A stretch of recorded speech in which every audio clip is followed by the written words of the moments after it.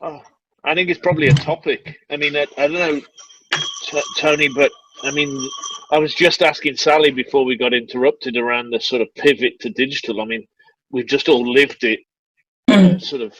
Yeah, so let's kickstart it right there. Hey, everyone. You know, like today we're planning this really great meetup, an influencer meetup, because we were going to be meeting in person, but we thought we would have this Zoom get-together, which we're all seeing across social that people are having Zoom get-togethers, and we put the invite out there, and we had a really bad experience. I won't get totally into the experience, but it was very offsetting, and it really showcased the big concern with security. I mean, I just earlier today recorded a podcast with Mark Lind, and we were talking all about this security, and here we are having this fun social meetup, and we have this kind of disheartening thing happen. And I think, Stephen, you called it right. Like, it is a good awareness thing, and I think, you know, I just think it's a good place to start off.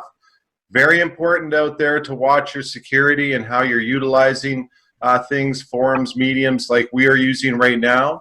We just went through an unfortunate event, but we've put security now on this meeting and this get-together, and we'll carry forward. So let's get back to the positive thing that is going on with this Think 2020 Digital. And let's start first. I'll turn it over to you, Stephen, to introduce yourself, and then from there over to Sarbjeet. Take it away, Stephen. Hey, Tony. Well, good to see you. It's been a long year. You're literally half the man you were in San Francisco back in 2019. Thank you. Yeah, congratulations on looking so great. My name's Stephen Dickens. I'm with IBM. I'm responsible for worldwide sales of one of our server brands, the Linux One brand within IBM. And that's my day job, and my evening and weekend job's trying to keep up with you legends on social media, so which I do a very bad job of, and you are very accommodating of my efforts, but good to hang out with you guys. Nice. I wish we were in person. It's not the same down a Zoom rather than a bar on the docks of San Francisco, but it is what it is. It is what it is. At least I won't be as hungover as last time. Yeah, there is that. Stephen was like, get over here and get over here now. I'm like, Stephen, I'm drunk as shit. Doesn't matter. You're gonna sober up in the car ride here. That's how I met you. I met you. Yeah. So hey, Sarbjeet, let's turn it over to you. Yeah. Hey guys, Sarbjeet, Johal here from Fremont, California, in the Bay Area. This IBM event was local to me, so I was looking forward to it last year to a bunch of events, and we all know what happened. The COVID-19 has messed up all these in-person events. And I wish I was with you guys in person, but here we are. I'm looking forward to discussing what was announced at IBM Think yesterday and what was announced today, and we'll talk around it. Awesome. Thanks so much. And Craig, how you doing? Doing great. My name's Craig Mullins. Good to see everybody. Yeah, I'm a independent consultant down here in the Houston, Texas area, and we just had the Blue Angels fly over to thank first responders, so I took a few minutes out of the schedule here to see that. But so far enjoying the Think conference. Wish I could be there in person, but again, don't think we'll be doing much of that at all anytime this year. And good to see everybody. You bet. Thanks so much, Craig. Neil, over to you. Yeah, well, I've been following Think, and we had a great time at Think 19 last year. Oh, did we ever? Yeah, it was really good fun. Yeah.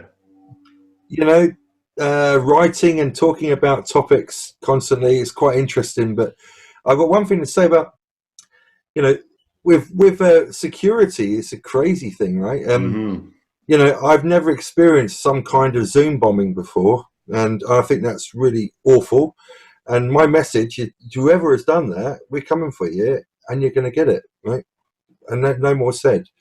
Anyway, from me, following Think on the digital side is really impressive today, and yesterday too. So I'll talk about that in a bit. But yeah, nice. Happy, and a couple of ports in, which is even better. Well, cheers to that. Yeah, cheers. And over to you, Sally. Hi everyone, Sally Eaves from Oxford in the UK, and I must confess I've got a gin and tonic, so that I'm set as well. But yeah, really enjoying the thinking experience. I was also involved in one of the on-demand sessions as well, so that was a really nice perspective on the event. Love that, love the interaction. So yeah, looking forward to sharing my thoughts about the days, the 2 days so far. Awesome, thanks so much. And Melissa, over to you. All right, now I got myself off mute. Perfect. So I think I know almost everyone. I don't know if I know Craig, but I do now. I don't remember. I don't know if we've talked yet. All right, cool. So I'm Melissa Sassi, and I run the IBM Hyperprotect Accelerator. Also run a bunch of student communities. As many of you know, I wear a lot of hats. I'll tell you the most exciting thing that I've gotten from what I've been watching is a bit of I don't know if it's directly connected to Think or kind of a side event, but as many of you know, I've been running this hackathon with UNESCO for the last month, and we had a lot of intensive hacking and learning from young people around the world, 26 countries to be exact. And our winner, one of our winners, we had 3, won at Call for Code early deployment. And so we're all absolutely ecstatic to see one of our team members be announced by Bob Lord and Chelsea Clinton yesterday. Nice. It was impressive. Yeah, congrats on that. That was a great achievement there. So cool. Yeah, and we had a good chat about that. Yeah, I'm over the moon about it, really. Absolutely over the moon. That's a highlight for sure. Nice. That's a highlight. And I've caught some of the on-demand sessions too that have been out there. It's different having this whole thing on digital, social, right? But it is still good to see some information, like right from the kickoff, right? Like seeing or hearing stories about rapid, digital transformation projects and all the change of this COVID-19 and what does that mean, right? Like we had a live example today of the security issue with all this. So I'd love for each of you, we'll start with Stephen again. I'd love for each of you to kind of give a recap or something that you've been watching or that's kind of stuck with you from the event. Well, I think my highlight was the unusual pairing of will.i.am and Ginny Rometty. That was, I don't know who in our marketing team thought that one up, but it was a great session. I thought, I'm kind of the sort of spectator in me thought I'm going to join this just to see how much of a car crash it is. Maybe I'm being a bit too honest as an IBMer, but 15 minutes in, I was just like, this is really good. I thought. I bet their meeting didn't get Zoom bombed.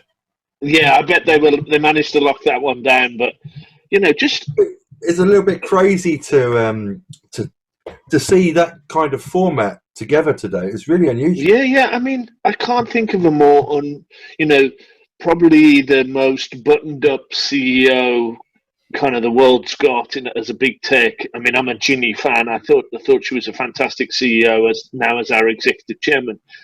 But seeing her have a meaningful conversation with, a guy like will.i.am, who's sort of obviously huge in his realm, and there be connection points, understand what he's doing from a philanthropic perspective, his foundation. I thought that was just a fascinating session. I think for me that's been my highlight so far. And then just the geek in me, a couple of the Z and Linux One sessions. Michael Jordan from our security guy.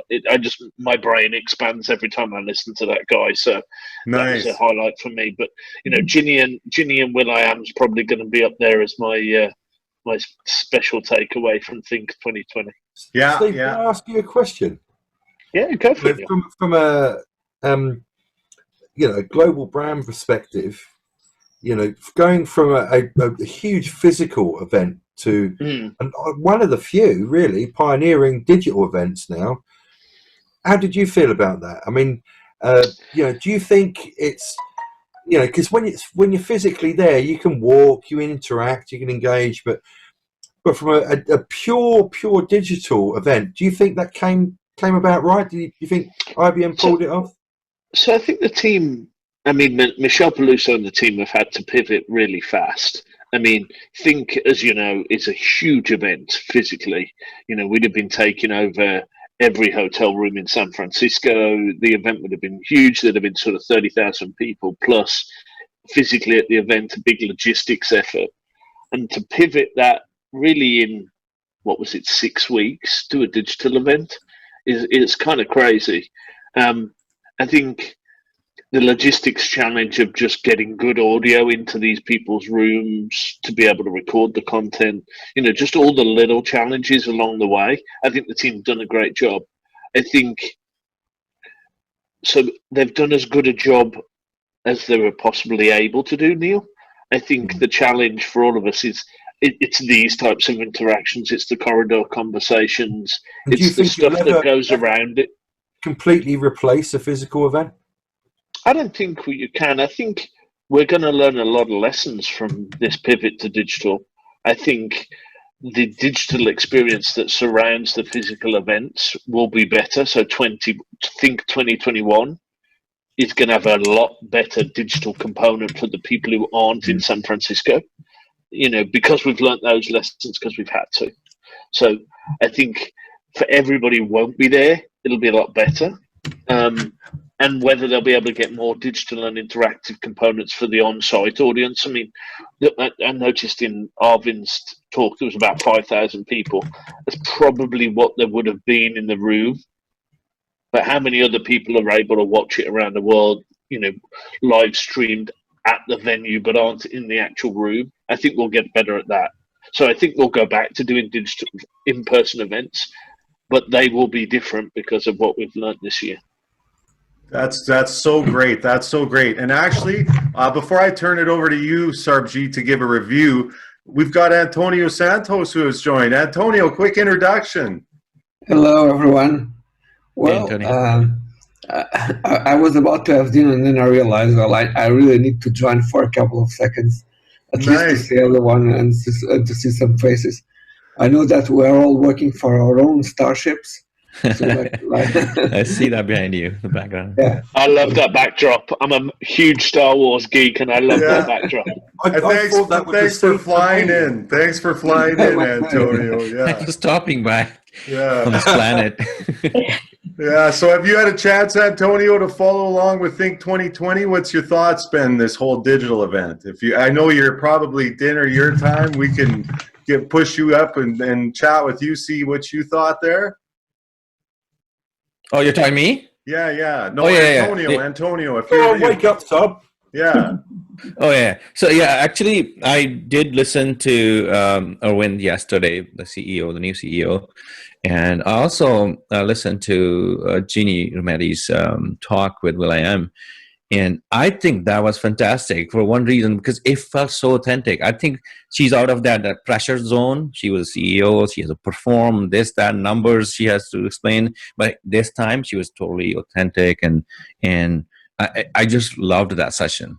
Arvind was, I think, as posh as he can be as CEO first time, talking live and all that stuff.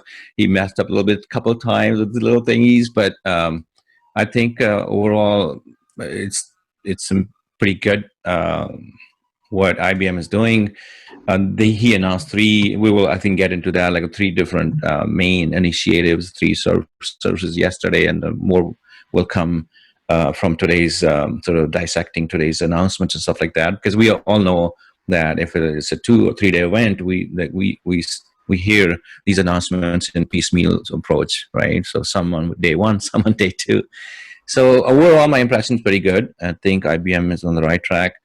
I think it hinges on how well IBM can leverage Red Hat brand and how they can get to practitioners, which I still think they're lacking a little bit on that front. But we'll get into that. Yeah, and I agree with you. The will.i.am, it was so good. Really enjoyed that, right? The opening, it was nice to see the kickstart and see some exciting stories. Craig, over to you. Yeah, I think that the digital experience this year has been pretty good. I've had some horrible experiences with even things like WebEx and GoToMeeting and things just not working. But man, things are working seamlessly. So all the credit in the world to IBM for that. And I think one of the things that has happened because of that is you can put on one of these channels and just hear the main things that IBM wants you to hear, one right after the other without having to, all right, get up, go 10,000 miles to see the next session. So I like that aspect of things. And I also like the way they've kind of engineered the sessions to be not so much in your face IBM technology. There's some of them, and there should be, but there's also like, how are we as a society dealing with the pandemic and COVID, and Mayim Bialik's session on STEM, and especially for women and in science, and the philanthropic things with Will.i.am and Ginny, as has already been mentioned. And I think these are all great things that are probably not what you'd normally expect to get as the main messaging out of an IBM event if you were there in person. On the downside, I've found that sometimes it's a little difficult if you want to veer away from the main session that's being played.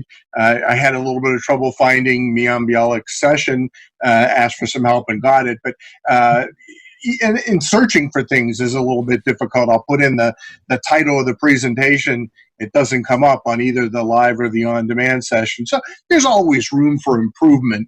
And digitally, there's no exhibit hall. I spend a lot of time there talking to different vendors, talking to IBM too about the technology. Like a digital chat room. Yeah, that would be good. Yeah. Yeah, it's interesting you say that, Craig. That was the disappointing thing for me about Arvind's presentation. They tried to put a chat and everybody just started to share their LinkedIn details on there, and it was like shout outs from people. Yeah, we need some AI kind of engines like sifting through those comments, and only the valid ones come through. And then we need that kind of sort of intelligence in. I thought we missed an opportunity as IBM to engage with the 5,000 people who were on and have a discussion. I don't know how we would have done that, but I was kind of wanting to, ask questions, get questions asked. I wonder whether we should have turned it into an AMA style rather than what it turned into. I think it's very hard to. I mean, everyone's knee jerking after this pandemic, and trying to put bolt-ons onto bolt-ons just to add a little bit of functionality and this and that, where there's no testing, just like for a vaccine for a virus, right? It's just, let's get it out and bigger and better and give the clients what they want, and no one's really ready for that kind of scale up digitally from any of the platforms. I can't speak for Michelle and the marketing team, but I'm sure they'll be doing a post-mortem, what worked, what didn't. There'll be a lot of positives that came out of it. Echo the comments of the panel here. I think I've been impressed. There'll be some things that they can learn from and get better next time. Yeah, absolutely. And they are early to the game and getting right out. Yeah. Antonio, have you had a chance to catch any of it, or what? Follow along? I'm always let me divide this in two parts. One is the engagement that you get about these conferences. I've been over the last two years looking at companies that are supporting digital events. I talk with almost everyone, and I found something curious. Is that from all the vendors that try to facilitate webinars, it's extremely rare to find one that is able to tackle that for themselves as an organization. So they sell the software, but they never executed a successful webinar for themselves with their own software. I was not able to find one. Okay, they sell this to everyone in the industry. But in reality, they haven't mastered the software that they produce. So what happens is when you do large events like this, you take ownership, but you don't really have anyone sometimes to tell them what is the best way to do this or that. So they just do it on the go the best they can. And this is a learning experience of almost to everyone. So on the technical side, from the announcement, as you know, I'm following the developments on edge computing, and over the last 18 months, everyone in manufacturing is talking about that. There's the largest tech event in Europe called the Hannover Messe. that take place in Hanover, Germany. There's no other where it brings all the vendors, all the manufacturers there. Edge was going to be a big this year. Edge and 5G, plenty of car manufacturers with proof of concepts in manufacturing with Edge and 5G. So I was not surprised about the fact that Edge came into the plate. Yeah. But it was good to see that he's actually taking off, especially with IBM and Red Hat, because that's all baked in cloud. Yeah. It's good to see that. Yeah. With a lot of analytics being done on the edge, and then moving in a more complex way later to the cloud. But that's basically the confirmation of a trend that is taking off. For sure. Thanks so much. And Sally, how about you? Yeah, well, I echo a lot of the comments from above. I think trying to pick out a few things that were different. Announcements about AI labs for kids, because as you know, I do a lot of work around STEAM learning, so tech and education going hand in hand. Really impressed about the announcements on that. And overall, I think they've done a very good job. As you said, 6 weeks turnaround timescale, that's tight. I thought there was a nice breadth and depth of the types of topics that were discussed. You can go in, I'm a CTO by background, so there's some nice, really tech-heavy topics in there. I love that. But equally, there was a big focus on things like purpose-driven leadership, and also on everybody else that's part, different stakeholders, customer relationships, bringing those stories to life. So it wasn't just talking about IBM themselves, they're looking at everybody else in the pipeline. I really appreciate that. So I love that. The session I was doing was modernising IT for a post-COVID-19 future. And again, in that, there wasn't that much talk about specific products or services. It was more around DevOps and agility and culture and values alongside the technology. So it's very holistic. So I really enjoyed that. And it was kind of a nice opportunity to do a kind of around the horn, around the home kind of style. And the personalities, the people, the voices behind the tech came to the fore quite strongly. So for me, again, that's really important. So I thought it was a really good effort, in a tight time around. And I think this period of time is really showing, not everything's perfect, but the art of the possible is there. And I think, whether we're talking about work and conferences or education, we can see the art of the possible. Things are more hybrid, and we can learn a lot for this, not just for digital events, but as Stephen said, for physical events in the future. I think we can get a better balance between the two. So I'm excited about where this is leading to. Nice. I think you hit on it. I think you hit on a key point. And as an IBMer who's got to sell one of our widgets, there's a clamour within IBM that you're probably not party to of, I want as many sessions by my experts to position my widget, and there's a fight for the agenda. I think one thing that's been good for me as we've made the pivot to digital has been more business, more sort of conversations around leadership and impact on the community, and less product. I wonder whether that's going to be a trend we see in 2021. A lot less. They were going to do it anyway in the physical event. We had half as many technical sessions this year as we were going to have. And I wonder whether that trend's just going to get picked up. And I can't speak for what the organising team will do next year, but I think that'll be a key takeaway. Will.i.am and Ginny talking about, leadership and what's going on in STEM and the P-Tech schools was a lot more interesting than product announcements and the technical stuff that has been in previous keynotes. So I wonder whether there's a theme there. Absolutely. What do you think, Melissa, apart from your fantastic... Yeah, I'm like chomping at the bit here. I can see you jumping there, wanting to get in. So I think a few different things. I was really excited to see, us talk more about purpose, CSR, education. And I think, for those of you who know me, my whole world is about youth empowerment, is about digital skills and digital skill building. But I loved that piece of it. For me, I'm very big on doing well while doing good. And I think we set a nice example of how that is part of our culture of how do you carve out your purpose and your passion and put it into your job as everyday IBMers. So my job, my paper, or my job description says this is what I'm supposed to do. But what do I care about? What am I passionate about? And I think hearing about purpose and passion and corporate social responsibility, it empowers each one of us, whether you're an IBMer or not, to think about, all right, well, what is my cause? What is my purpose? What is my passion? And how do I incorporate that into my everyday? And by the way, I have the ability to do that because my leadership is talking about it. I love that piece. On the education side of things, we know that 1.5 million or 1.5 billion young people are at home right now due to COVID-19 school closures, and it's impacting more than 183 countries. So with that, I think having access to education, access to real opportunities to educate yourself is really important right now, because a lot of schools don't have online content, and don't have the material for you to be able to leverage and use in a practical way. A lot of it's very theoretical. But I do think there was a miss. And the miss that I see is startups. And where was the startup community? And, why are we not talking more about the innovation coming from startups?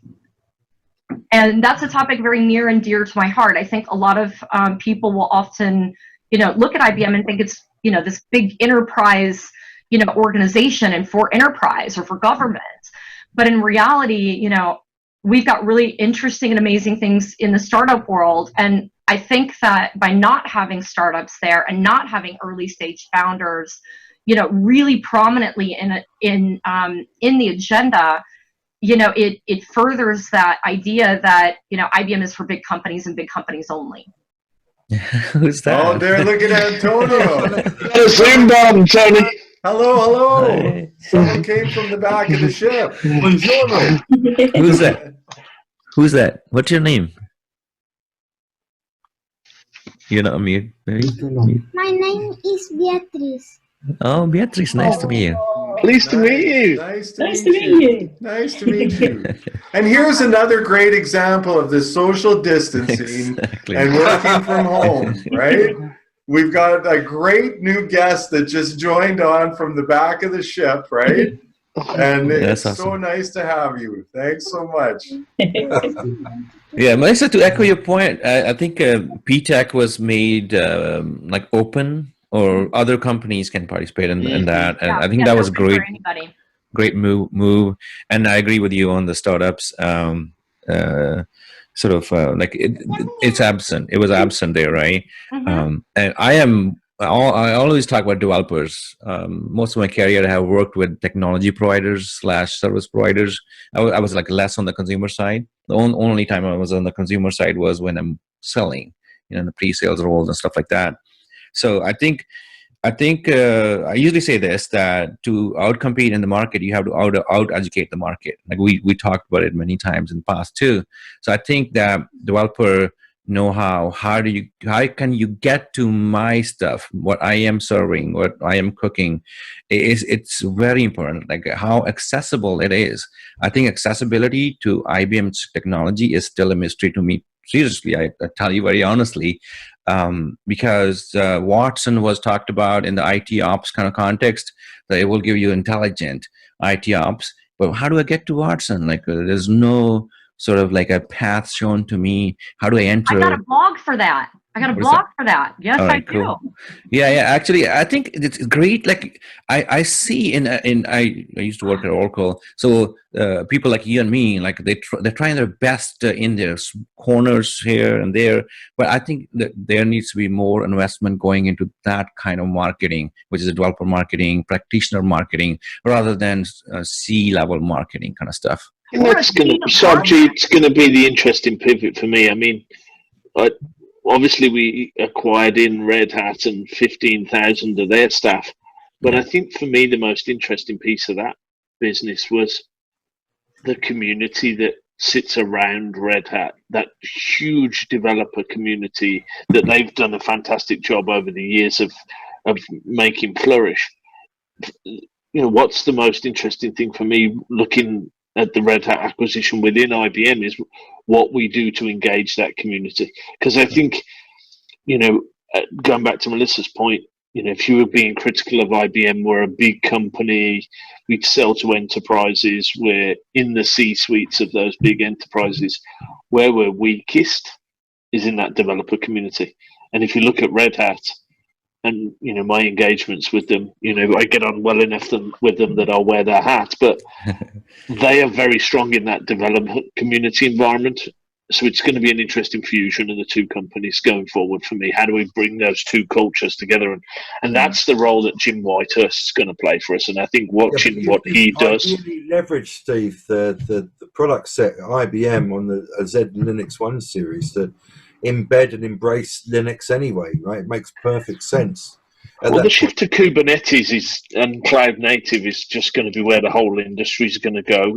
Anything from IBM is going to have to embrace that, whether it's our servers, the stuff that I sell, whether it's our cloud, and I think the open hybrid cloud, we announced satellites as the sort of on-premise piece of our Kubernetes story for the hybrid cloud.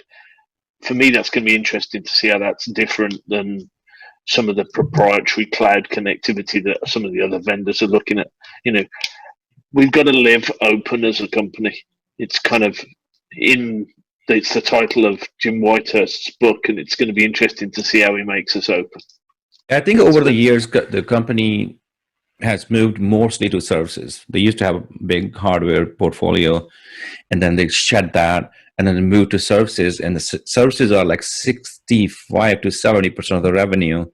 So, and the software took the back seat. I think the software will come to the front. But my sort of confusion is that when you talk about Red Hat, it's all open source. Like they don't make money from selling the software, or there's no licensing revenue. It's only support, right, and services. So I think it's still IBM still remains a services company, less of a product and platforms company. But I think they have to go there. It was mentioned many times that they want to be part of the ecosystem, or by collaborating with others and stuff like that. I think they need a better sort of collaboration with other top tier cloud providers, technology providers, and so forth. I always see the EMC and VMware like same way that I see Red Hat and IBM.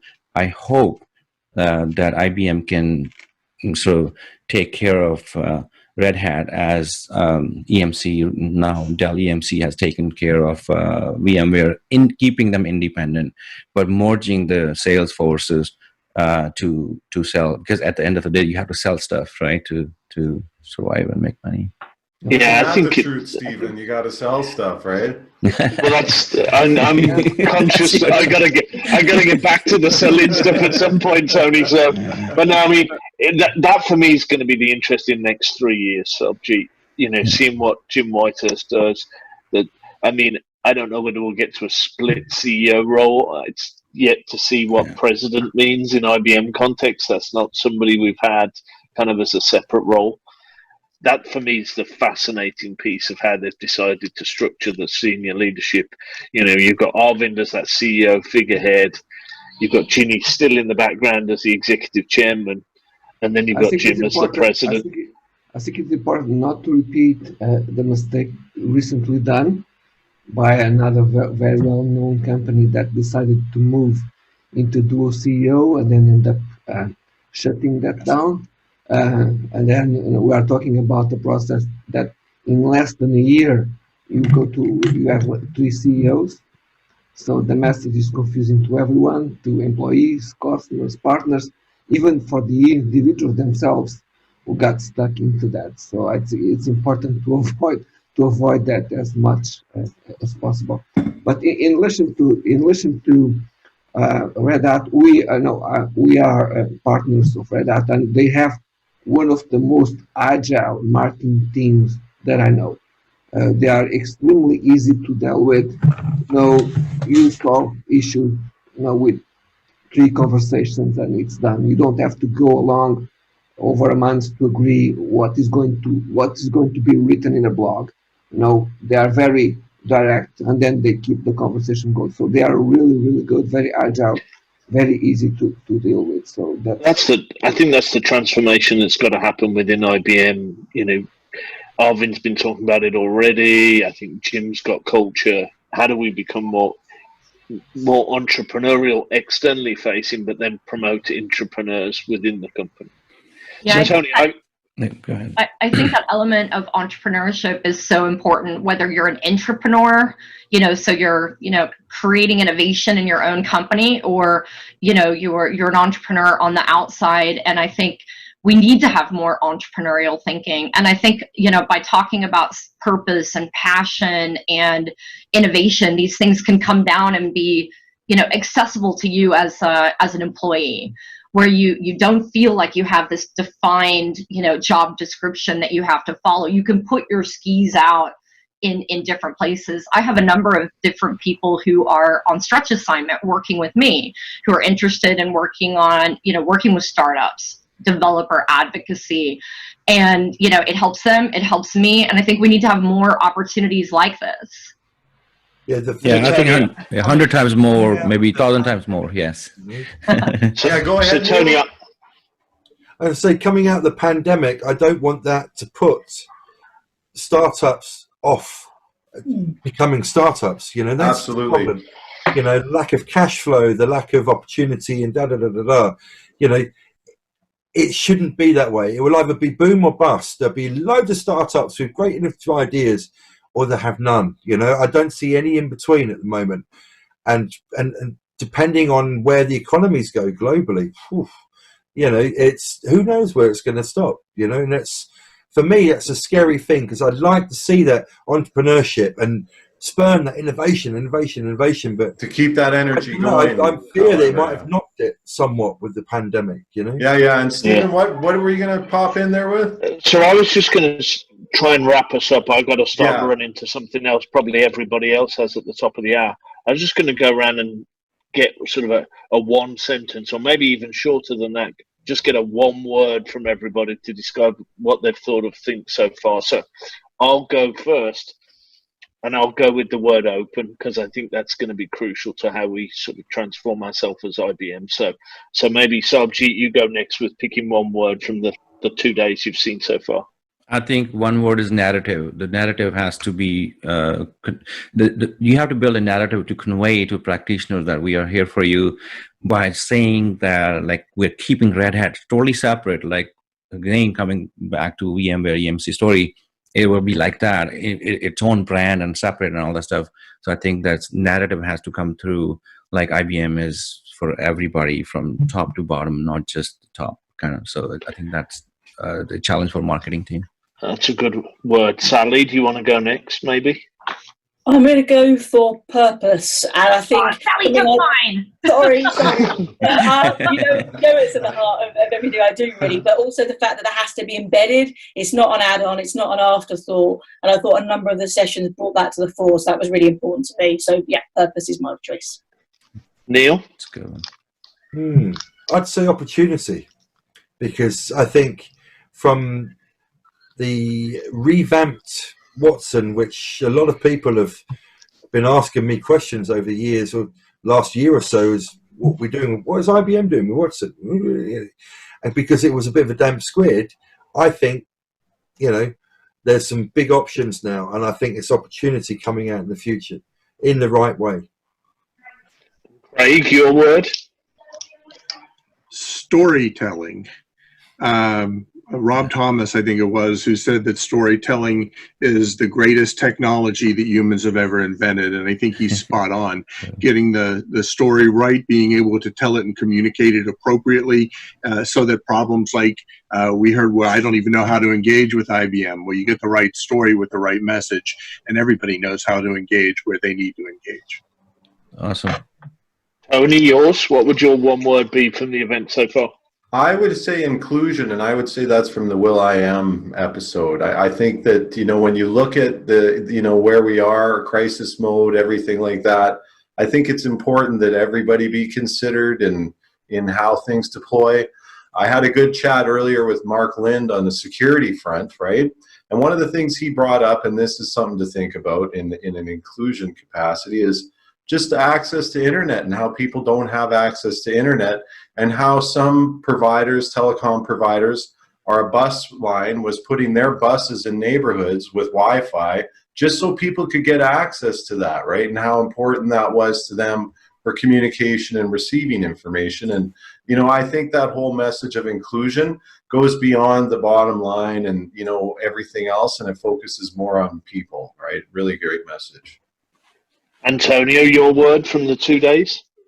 I think I would prefer to choose new beginning, because this is something, a topic that I usually see a lot from companies based in the United States, is that it's important that you see that you can't just rule the world based in our HQ in New York or Seattle.